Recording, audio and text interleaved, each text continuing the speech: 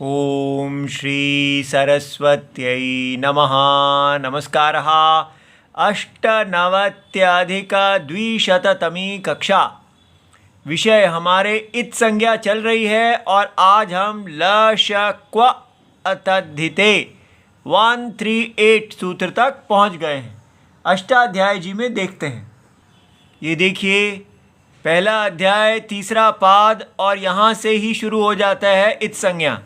हमने ये सब देखे हैं। उपदेशे अज अनुनासिक इत हलंत्यम न विभक्तौ तु समाह आदिर्नीटु डवः शः प्रत्ययस्य चूटू लशक्व तद्धिते। ये आज का सूत्र है। तो लशक्व अतद्धिते 138 में ये तीन पिछले सूत्र हैं जिनसे अनुवृत्ति आ रही है। उपदेशे अज अनुनासिक इत से उपदेशे और इत आएगा, और आदिर नीटू डवाह से आदि, शः प्रत्ययस्य से प्रत्ययस्य, और इसमें लशकु ये पहला शब्द है, प्रथमा विभक्ति एक वचनम, अतद्धिते सप्तमी विभक्ति एक वचनम। तो कुल मिला के हमारे पास शब्द हुए अतद्धिते प्रत्ययस्य आदि ही लशकु उपदेशे इत। अब देखिए, इन्हीं से ही सारी वृत्ति बनी है, अर्थात तद्धित को छोड़कर अतद्धिते प्रत्यय के आदि ल श और कु वर्ण उपदेश में इत संज्ञा वाले होते हैं। बस देखिए कितनी सरलता से बस इसको जोड़ना ही है। अब समास का विग्रह लश्च माने लह विसर्ग का श हो गया, और शह च विसर्ग का श हो गया, कुहु च, और ये गुरु शब्दवत है। तो इसलिए अब ये तीनों जो हैं, अब यहाँ हमें देखने से पता चलता है, अगर समाहार होता तो बड़ा ऊ आ जाता है यहाँ, ठीक है। तो या लश कवहा हो जाता, ठीक है, गुरवहा की तरह। तो वो नहीं हुआ, तो हमें समझ में आ गया कि ये समाहार द्वंद्व है। इसकी प्रथमा विभक्ति ही रही, एकवत भाव हो गया और एक वचन हो गया, नपुंसक हो गया, ठीक है, नपुंसक लिंग एक वचनम, समाहार द्वंद्व लशकु। न तद्धितः अतद्धितः तस्मिन् अतद्धिते नन तत्पुरुषः, ठीक है। तो नन तत्पुरुष वो जो है जो उत्तर पद अर्थ प्रधान है, तो तद्धित न। अच्छा जी, अब वृत्ति बनाते हैं। तद्धित वर्जितस्य, तो अतद्धिते जो था उसको भगवान ने षष्ठी के साथ जोड़ दिया कि प्रत्यय का विशेषण बनाना है, तो तद्धित को छोड़कर प्रत्यय का, ठीक है। तद्धित वर्जितस्य प्रत्ययस्य आदितः आदि में, ठीक है, जो आदि ही था उसको में कर दिया, तो आदितः वर्तमानाः होने वाले, और लशकु को कर दिया लकार शकार कवर्गाः, ठीक है। इत संज्ञकाः इत संज्ञा वाले होते हैं, ठीक है।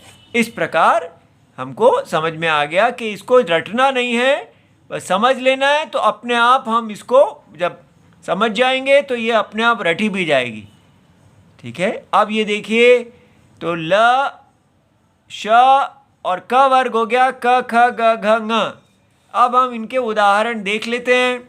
अनेक सारे सूत्र आएंगे, हमें भय नहीं करना है, नहीं भी पहचान है तो एक बार उनके अंदर से निकल जाएंगे तो वो हमारे अंदर थोड़ा स्थान ग्रहण कर लेंगे। फिर दूसरी आवृत्ति होगी तो फिर और स्थान ग्रहण करेंगे। इस प्रकार धीरे धीरे वो अंदर बैठ जाएंगे।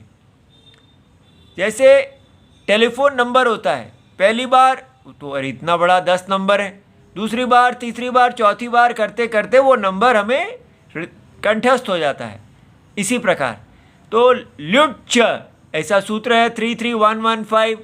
तो नपुंसक लिंग भाव में धातु से ल्युट प्रत्यय होता है, जैसे ची से ल्युट प्रत्यय हुआ तो ची का ल जो है इत हो गया इस प्रत्यय इस सूत्र से लशकु, और ट हलंत्यम से तो यू रह गया। तो और यू के स्थान में युवोर अनकऊ 711 कहता है अंग संबंधी यू और वू। के स्थान में अन और अक होता है तो अन हो गया, तो ये बन गया ची अन। और यहाँ एचो अयवा या वहाँ से ई को अय हुआ तो चयनम, चाहे उसका नपुंसक हुआ तो चयनम हो गया। ठीक है, तो हमें यहाँ मूल ये देखना था कि ल आदि ल जो है वो इत हुआ।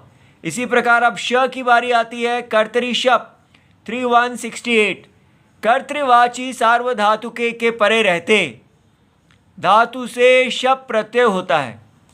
तो ये जो पित्त है ये तिंक्षित, तिंक्षित सार्वधातुकम, ये सारे तिंग सार्वधातुक होते हैं। तो भू के बाद शप हो गया और अब इसका श इसी से जब इत संज्ञक हुआ उसका लोप हो गया तो अ रह गया, प हलंत्यम से चला गया तो भू अति, और फिर इसका भो हो गया गुण हो जाने पर तो भो अति, और उसको एच अयवा या वाह से अव हो गया तो भवति, ऐसा ये बन गया।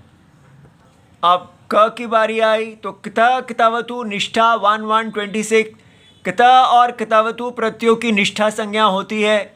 भुज प्लस क्त किया तो क इत हो गया, त आ गया, तो इसको संधि होके ज को क हुआ तो भुक्तहा बन गया।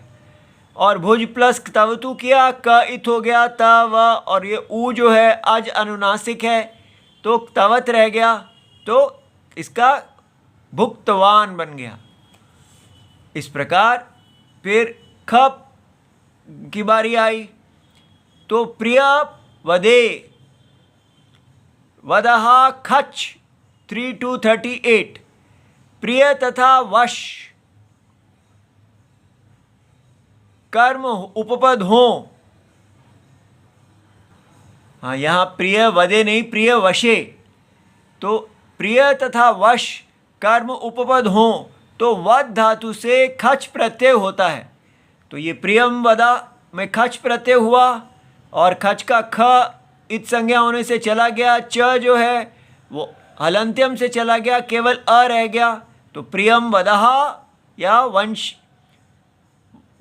वशम वदहा, मीठा बोलने वाला या वाणी को वश में रख के बोलने वाला। फिर ग की बारी आ गई तो ग्लाजिस्थश्च गस्नु, ये गस्नु प्रत्यय हुआ 32139 में। तो ग्लाजिस्था और चकार से भू धातु से भी गस्नु प्रत्यय वर्तमान काल में होता है, ताच्छील्य करता हो तो ग्ला प्लस गस्नु, तो ग्ला ग इत हो गया, स्नु रह गया, तो ग्लास्नुहु ग्लानि करने वाला, जिष्णु जीतने के स्वभाव वाला, स्थास्नु स्थिर रहने के स्वभाव वाला, भूष्णु होने वाला या धन और समृद्धि की इच्छा करने वाला, ऐसे ये शब्द इससे बन गए। फिर घ की बारी आई, भंज भास मिदो घुश्च घुर्च, तो यहाँ भंज भास मेद इन धातुओं से ताच्छील्य आदि कर्ता में तो वर्तमान काल में घुरच प्रत्यय होता है। तो भंज प्लस घुरच किया तो घ जो है वो चला गया और ऊ रह गया, और च भी हलंत्यम से इत हो गया तो भंगुर, तो भंग होने के स्वभाव वाला। अब इसी प्रकार सुऔजस अमौक्षस, ये सारे प्रत्यय जो हैं जो प्रातिपदिक से होते हैं तो उसमें ये षष्ठी विभक्ति एक वचन में ngस आ रहा है, तो सुमनस, तो सुमनसः, ng का ng हो गया तो अस रह गया, तो अस से यहाँ विसर्ग हो गया। इस प्रकार इसी प्रकार तद्धित इति किम, तो तद्धित में ये प्रत्यय नहीं लोप, तो इसी तरह चूड़ा प्लस लच से चूड़ाल बनता है, चूड़ा जिसके पास है। लोमश से ये श भी नहीं हुआ तो लोमश बाल वाला, वृक्ष प्लस कन वृक्षक बना छोटा वृक्ष। ये सारे सूत्र हैं, ये आप देख लेना। इति सर्वम शिवम प्रणाम।